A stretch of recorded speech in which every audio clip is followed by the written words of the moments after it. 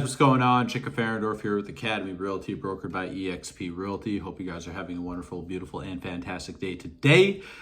Anyways, hopping on here because it's been a while since I talked to y'all. We have been going through a lot of changes in the business. There has been a lot of things happening, which took me away for a little bit, but I'm here and I'm back. So there's that.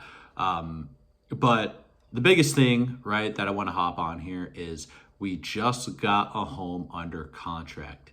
Yes, ladies and gentlemen, we just got a home under contract, but that in itself is not what's making this video special, right? What's making this video special is that we got a home under contract with one offer only. Yes, one shot, one kill, like a sniper, one offer, got the home under contract, right? And that's the reason why that's the reason why I'm on here. Not all offers are created equal. Yes, offers are created different. There's specific wording that you can use. There's specific, phrases, options, things like that can really be a make or break in an offer, especially in a competitive market, right? Especially in a metropolitan area like I'm in now. And with that being said as well, I'm not going to be out here naming names, nothing like that, but not all real estate agents are created equal. Yes, not all real estate agents are created equal. You got good ones and you got bad ones. Just like a plumber, just like an electrician. You got a good plumber, you got a bad plumber. You got a good electrician, you got a bad electrician. You get the point, all right? So that's why I want to hop on here, talk about the hitting points of what really makes a strong offer. I'm not going to be on here for a super long amount of time, not going to be dragging it out. But these are things that you should be looking at when you're making an offer, guys, especially when it comes to the strength of it.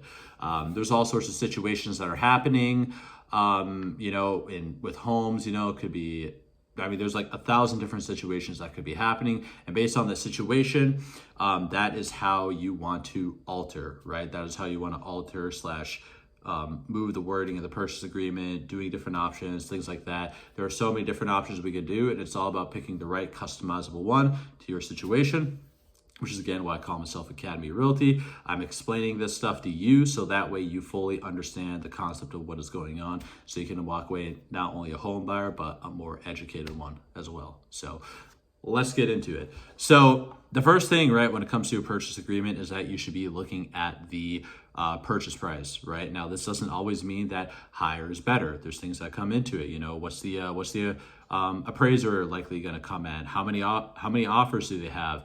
Is this place, very competitive? These are things that we must be looking at when we're deciding a purchase price.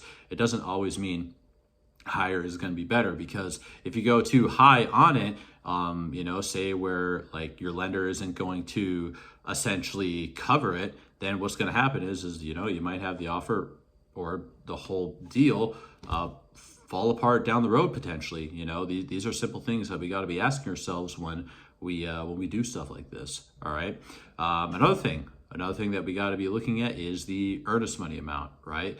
For those of you who don't know what earnest money is, it's basically a good faith deposit that gets applied to the purchase price as part of your down payment. So, what are we looking at? Are we looking at 500? Are we looking at 1,000, 1,500, 2,000, 3,000, 5,000, right? It all depends, especially also as well as the home that we're going to be looking at purchasing. When it does come to this, it's a very necessary part of the game that we got to get down, right? Just because you have a higher purchase price, there might be a different offer where, hey, they do more earnest money or whatever the case is, and they could go with that offer because they're feeling more comfortable. It's a more cleanly written offer. The earnest amount is higher. It all depends, right? There's so many things that go into this when it comes to writing the perfect offer. All right. The third thing that we got to be asking ourselves is, when is the date of closing? Do we got a 30, 45, 60 day closing? Are they looking to close in 2 weeks, as soon as possible? Do you have a cash buyer? Are you doing financing? Is it conventional, VA, FHA? There are so many things that we need to ask when doing stuff like this. Something that is extremely average in the business is doing a 30-day closing. But there are going to be times when a 30-day closing is not honestly the best picture for, both parties in the scenario. So also be very mindful, right, when it comes to picking the date for closing. It is something that is going to benefit different people based on a situational basis. All right. The down payment, right? How much percentage are you going to be doing a down payment? Because you got to realize that the more down payment that you do, right, the more that the likely that the seller, or the listing agent, they're going to feel more comfortable about that financing going through, right? If you do something like 100% cash and you do it all down and you do it buy a house outright with absolutely no financing at all, that's pretty much a down payment for the whole thing, and that is a very strong offer because there's absolutely no financing that's going to take apart the whole deal later down the road. If it's 10%, you're doing conventional, it's going to be a stronger offer than FHA because when it comes to inspections, contingencies, when it comes to appraisals, things like that, they're a lot more lenient than when it comes to something like an FHA. So doing more money down, right, is going to be a stronger offer than less money. So this is, again, another thing that we got to look at and consider. Inspection. Do you have an inspection on it? Are there multiple offers? Can we put an inspection on it? What does the listing agent say? How does it feel what they say? If they don't want to disclose the information, do you want to go all out? Maybe you have a construction building background and not do an inspection and secure the home, or do you want to, do a week and take the time to do it? Again, it really boils down to, things leading up to the agreement. Have we toured the house? Have we looked at it? Do you feel good? What are the mechanicals of it? Or is this house in beat up shape? This is something that we got 100% have an inspection. Does he have 10, 20, 5, 3 offers on the table? What is it, right? These are all things that we must be asking ourselves. All right. Do you have a home sale contingency on it? If you have a home sale contingency on it, it's going to be a lot less, more than likely, of course, I'm not the buyer or the seller, but in my opinion, more than likely, having a home sale contingency on it is going to make the offer less sexy to someone who, doesn't have to close on a house.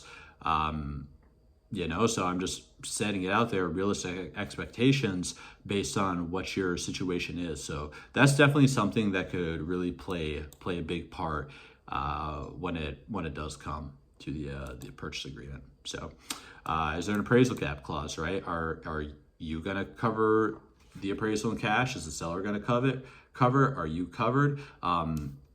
If the seller is getting multiple offers, more than likely, he's not going to want to do that, especially since it's in need and high value. Or if he's somebody, hey, what's up? All right, come here. All right.